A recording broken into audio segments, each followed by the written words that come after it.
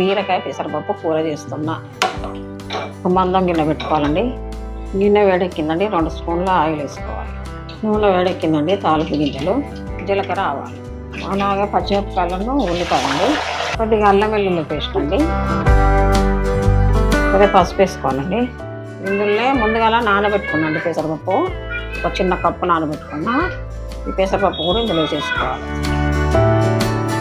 ఇందులో బీరకాయ ఒక 1 కేజీ తీసుకున్నాండి, ఇవి కట్ చేసి ముక్కలు ఇందులో వేసేసుకోవాలి. ఇప్పుడు ఇందులో కట్ చేసిన టమాటా వేసుకోవాలండి. మనకు రుచికి సరిపడా ఉప్పు వేసుకోవాలి, మనకు సరిపడా కారం, కొద్దిగా కొత్తిమీర వేసుకున్నామండి. అంతే అండి, 10 నిమిషాల్లో అయిపోయింది బీరకాయ పెసరపప్పు కర్రీ.